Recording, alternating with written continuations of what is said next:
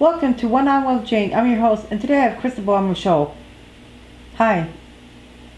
So, what actually got you into doing stand-up comedy? Uh, I liked growing up. I was bored. A lot of times I'd watch TV programs. Back then, some of the funny programs I used to watch was the late 70s, early 80s of my youth, which was Sanford and Son, um, the Jeffersons, All in the Family. That was very, very racial and very edgy at that time. A lot of people don't realize that All in the Family was the same director that did the Jeffersons. Oh. And I forgot their name offhand, but I used to watch many years of that, What's Happening Now. And I liked that because it was different, diversified audience, and their material was very slapstick, very straightforward, and very unapologetic. I remember hearing Red Fox, who played Sanford from Sanford and Son. His son was on the TV show also, and they were basically, I think it was like a garbage collector or so, and they used to have neighbors that were Hispanic or Greek or whatever. And one of my favorite characters besides Fred was Aunt Esther. She used to always say, "George, one of these days, you're gonna get it." He'd be like, "Esther, you better leave me alone, woman." I was going to actually ask you if you could do that, if you could switch your voice around, and I watched that growing up too. So I would grow up watching the show and be like, let me see if I could do these voices. And then I started doing other sounds like dur, dur, dur, dur, dur, dur, dur, dur, dur, and then turn it into a song or a person and go blah, blah, blah, blah, blah.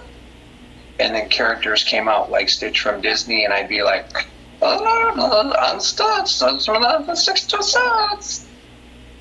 What actually got you to doing stand-up comedy? I liked material from Eddie Murphy, Richard Pryor. They were very brash, very straightforward with their material. They liked laughing. They liked making an audience laugh. They could make a living doing it. And they were just crazy like that. And I remember watching movies at a young age of these guys, and I'm like, these guys are something else.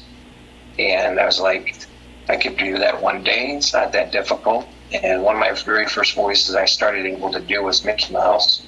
And then I started growing and doing other voices. I don't know, some of it was out of boredom or just being creative in general. And to this day, I could probably do about 10 or 12 voices. Kind of reminds me of the guy that likes me a lot. He sounds like a mouse. And I was like, if he sounds like a man, I would go for him. He has a GQ look. Because I even put that on Facebook about a week ago. I was going to tag him, but I didn't because he would get mad. So what actually, is anyone actually in your family that does comedy? That's what I meant. No, they're very straightforward, and they're opinionated too. That's where I got a lot of my ideas from. I have one uncle, his name's Uncle Ralph. He thinks he is funny a lot of times too, and we've shared information in the past and that. And I'm like, okay, well, you were before me, so you have a little bit of the upper hand on me. But I'm the only one that's ever performed from the family tree and done it live on stage. Even if it's at an amateur level, I still have done it. Probably when they drink a lot, that's when they think they're funny, right? And a lot of times. Who did you actually look up to? I forgot if I asked you that question. I liked a lot of characters from Sanford and Son, Red Fox. I liked George Carlin, Richard Pryor, James Belushi. I watched a lot of SNL growing up before Second City was around. Benny Youngman. Mel Brooks was always funny. He had a lot of movies that were funny. It was a different form of comedy than what we have now. A lot of their comedy back then was facial expressions. Now it's more of like actual language. So are you the type of person that observes what you see around you and they want to write it out, or you just say whatever hits your mind? Depends on how I feel. It depends on what's going on in my environment. What I hear on the news, I get a lot of information from. If I read a book, someone shares a story with me. A lot of it comes naturally as well.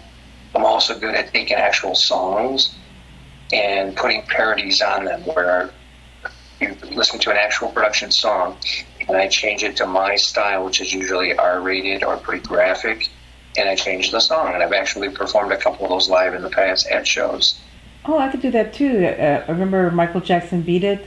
My brother and I thought of a song, just fuck it, you know. Yeah. Or like taking songs and moving them around. Um, so, did you ever make money doing comedy? I did it on one event, and that was quite a while back. That was basically through one of my agencies, though, and I had to portray a certain character and be comical, and that's what I did, and I got paid for it. I've been in one or two music videos in the past. Before comedy, I actually got involved working with agencies that would represent me, not only for a certain look, but your personality does a lot for you as well. So I was actually with an agency that represented me, and still to this day, I just don't do as much work. And I've done modeling work, print work, commercial work, TV work, and actual major motion picture film work. Yeah, sometimes they say it works to know someone. It just depends. Because sometimes I try to work as a director with the same people from the past, and sometimes I don't. And sometimes it's a little nerve wracking if you really don't know someone and you're working with them again. I mean, with someone new, that's what I meant. Um, what was your favorite line you said doing stand up comedy at the New Way Bar? I've had several lines in the past. A lot of times what I would do is just be able to break the ice, depending on what the audience was. So I would just generally say, hey, you know, this place looks pretty crowded tonight. It's either they're giving out free drinks or bags of weed. Okay. Um, did anyone ever get mad at you and want to punch you out? No, I've had a couple people thought I was pretty graphic, but when you come to a show like that, you have to be able to expect and have an open mind that anything's going to be possibly possible. You can actually go to Mark's Ridley Comedy Castle and they have things posted on the outside of the building before you walk in to let you know that it's pretty much an holds barred atmosphere. And that's where I come in. I say things that are racist. I say things that are political. I say things that are about wars. I say things about homophobia, LGBTQ, just whatever I feel Oh, like wow, talking yeah, about. because someone might get pissed off at you if you say all that.